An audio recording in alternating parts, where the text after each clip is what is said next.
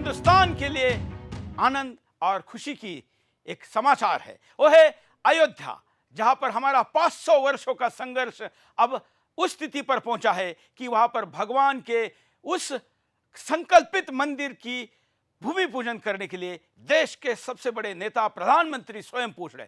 हमारे साथ परम पूजनीय गोविंद गिरी जी महाराज जुड़े हैं, जो इस मंदिर समिति के कोषाध्यक्ष है, विश्वस्त है और हिंदू जागरण के लिए अपना जीवन पूरा दे चुके हैं। पूजनीय गोविंद गिरी जी, आपका स्वागत है बिंदास बोल में।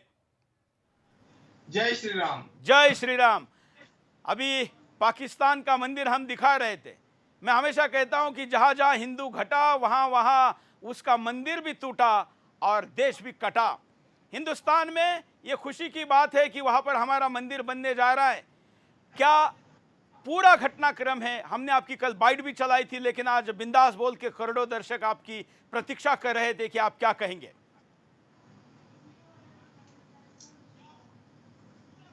कितने समय तक मुझे बात करनी है मुझे पता नहीं है, किंतु 500 वर्षों से चले हुए इस संघर्ष में असंख्य लोगों ने अपना जीवन दान दिया।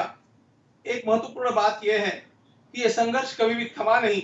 निरंतर हिंदू समाज और राम भक्त समाज इसके लिए लड़ता रहा। लड़ने वाले, संघर्ष करने वाले इन लोगों में स्वयं नागा सन्यासी थे और उनके साथ साथ अनेक क्षत्रिय राजा थे।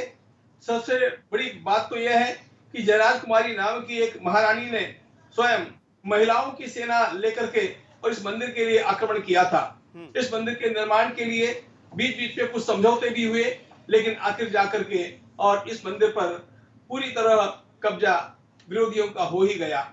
यह संघर्ष जो चलता रहा, इस संघर्ष की पुनः एक बार आवाज बुलंद हुई। यह इन 30 वर्षों में, 40 वर्षों में, और सब लोगों ने निश्चय किया, संतों ने पुनः निश्चय किया कि वहां पर भगवान श्री राम का मंदिर, जहां भगवान श्री राम के दर्शन करने हम जाते हैं, उसको जो ताला लगा है वो ताला निकलना चाहिए। इस ताले को निकालने के पश्चात संतों के मन में यह विचार आया कि यहाँ तो भगवान का मंदिर पुनर्स्थापित होना चाहिए।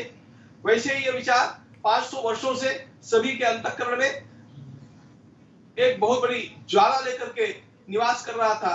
उसको मूर्त रूप दिया माननीय श्रद्धेय अशोक जी सिंघल के साथ मिलकर के समस्त संतों ने, और इसका परिणाम ये हुआ कि एक दिन वह कलंक इस धरातल से, अयोध्या की भूमि से हट गया। और उसके पश्चात लगातार जो धारावाहिक घटनाक्रम चला है उससे लोग सामान्यतया परिचित है, लेकिन अंततोगत्वा 9 नवंबर के दिन, 2019 में 9 नवंबर के दिन वह निर्णय आ ही गया कि यह भूमि रामलला की है और वहां पर भगवान का मंदिर ही बनना चाहिए। अन्य सभी वहां के अधिकार निरस्त कर दिए गए और उस घटनाक्रम के अनुसार, उच्चतम न्यायालय के आदेश के अनुसार एक ट्रस्ट बना, न्यास बनाया गया, वह केंद्रीय सरकार के द्वारा बनाया गया, और जिसमें हम 15 लोग सम्मिलित हैं, जिसमें कोषाध्यक्ष पद का सेवा भार मुझे प्राप्त हुआ है। ये भगवान की कृपा है, भगवान ने इसके लिए निमंत्रित किया, ऐसे मैं मानता हूं। अयोध्या के महान संत जिन्होंने इस संघर्ष में आरंभ से अपना योगदान दिया था, वे हमारे पूज्य महंत छोटी छावनी वाले, मणिराम छावनी वाले पूज्य नृत्य गोपाल दास जी महाराज इसके अध्यक्ष हैं और श्री चंपत राय जी इसके सचिव हैं। क्या कल की जो बैठक हुई उसमें आपकी संपूर्ण उपस्थिति थी? आपने कहा कुछ लोग जो नहीं आ पाए वो कॉन्फ्रेंसिंग से जुड़े हैं। क्या जो आशा विश्व भर के प्रभु रामचंद्र जी के भक्तों में है, उस आशा अनुरूप मंदिर बनने के दिशा में क्या चर्चा हुई? मंदिर की सांगोपांग चर्चा हम लोगों ने की और बड़ी अच्छी बात थी कि 94 वर्ष के पराशरन जी, जिन्होंने ये सारा केस लड़ा था, वे भी स्वयं इस बैठक में 3.5 घंटे के लिए पूर्णतया उपस्थित थे। और इन चर्चाओं में सबसे पहली बात ये थी कि हम लोगों को इस कार्य का शुभारंभ जल्दी से जल्दी करना चाहिए, और इस शुभारंभ के लिए हमारे माननीय प्रधानमंत्री महोदय को स्वयं पधारना चाहिए, क्योंकि यह राम मंदिर केवल नहीं बनने वाला है, यह राष्ट्र के निर्माण का मंदिर बनने वाला है। हम केवल भगवान का एक विग्रह वहां पर स्थापित करके और रुकने वाले नहीं है। हमारा विश्वास है कि भगवान की वहां पर स्थापना होने के पश्चात अपने आप ही यह राष्ट्र जितना खड़ा हुआ है उससे भी अधिक खड़ा होगा और सारे संसार में न्याय का राज्य स्थापित होने की दृष्टि से प्रगति होगी, मार्ग प्रशस्त होगा। बिल्कुल। ये पता चला है कि जो पहले आकार या जो उसकी प्रतिमा बनाई गई थी उससे भी शायद ये बड़ा होगा। जो संतों ने उस अत्यंत बड़े संघर्ष की बेला में लोगों के समक्ष भगवान श्री राम के मंदिर का एक प्रारूप रखा था, वह प्रारूप वैसा का वैसा रखा गया है। उसमें कोई, क्योंकि सभी संतों ने, कांचीपीठ के आचार्य सहित सभी संतों ने उसे कुंभ के मेले में प्रयागराज में सम्मति दी थी और उसको मान्य किया था, इसलिए उसको बदला नहीं गया है, लेकिन उसको एक भव्यता और प्रदान कर दी गई है। उसकी ऊंचाई बढ़ा दी गई है। अब ये ऊंचाई 161 फीट की होगी और वह कोई धरातल से 161 फीट की होगी। इसका मतलब वो ऊंचाई आप लोगों को जो लगती है उससे और भी अधिक प्रतीत होने वाली है, ये ध्यान में लीजिएगा। उसमें केवल 3 शिखर बनने वाले थे, अब उसमें 5 शिखर बनेंगे। उसका दोनों चारों दृष्टियों से विस्तार किया गया है। अब उसकी भव्यता भी हम लोगों के आंखों में आएगी। बहुत से लोगों की ये मांग है, हमने भी इसके लिए मांग की थी। पिछले बार भी मैंने आपके इंटरव्यू में ये कहा था कि हिंदू हृदय सम्राट स्वर्गीय अशोक सिंघल जी का पूरा जीवन राम मंदिर के लिए लगा रहा। तो अशोक सिंघल जी हो या हमारे कोठारी बंधु हो या इस मंदिर के लिए अज्ञात ऐसे लाखों लोगों ने जो बलिदान दिया, ऐसे लोगों का कोई स्मारक की कल्पना पर विचार हो रहा है? आप कृपा करके फिर से पूछिएगा, मुझे सुनाई दिया नहीं। मैंने कहा कि इस प्रभु रामचंद्र जी के मंदिर के लिए स्वर्गीय हिंदू हृदय सम्राट अशोक सिंघल जी ने अपना पूरा जीवन लगाया और कई वर्षों से हमने लाखों लोगों का बलिदान दिया, कोठारी बंधु हो या अन्य कई लोग। तो क्या वहां पर इन लोगों के लिए भी कोई स्मृति स्थल बनेगा?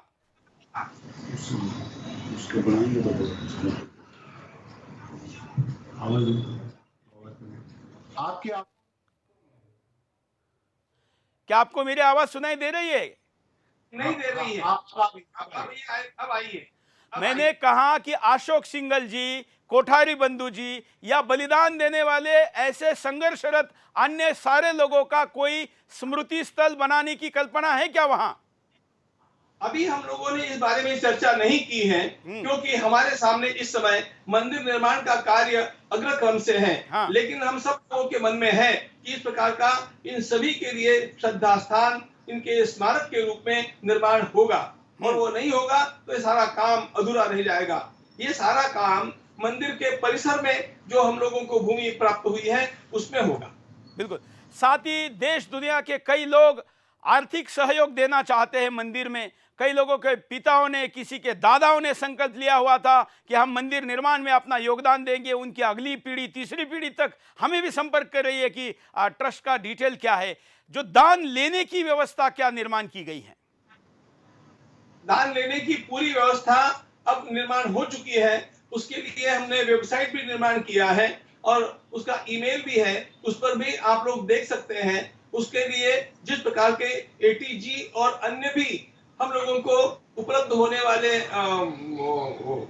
टैक्स बेनिफिट जो है, वाली छूट है, वो छूट है, वो भी प्राप्त हो गई है। 2-3 महीने के भीतर एफसीआरए का भी काम पूरा हो जाएगा, ऐसा लगता है। विदेशों की जो राशि है उसको हम उसके पश्चात लेंगे, लोगों को उस समय बतला भी देंगे। इस समय हम केंद्रित हुए हैं देश से आने वाली अर्थ राशि के ऊपर। बिल्कुल। आज हम कई मुद्दे लेते हैं और आज हम चाह रहे थे कि आपको लेकर लोगों के सामने रविवार के बिंदास बोल में ये विषय जाए। हम दोबारा आपसे संपर्क करके स्पेशली राम मंदिर के पूरे निर्माण के ऊपर जो देश क्या चाहता है, आपकी योजना क्या है, इसका समन्वय और क्या हो सकता है, इसको लेकर हम दोबारा आपके पास आएंगे। अपने समय निकाला, हमारे साथ जुड़े, इसके लिए आपका धन्यवाद। हमारे साथ पूजनीय गोविंद गिरी जी महाराज थे, जो कि कोषाध्यक्ष है प्रभु रामचंद्र जी के जन्मस्थान पर बनने वाले उस ऐतिहासिक मंदिर के।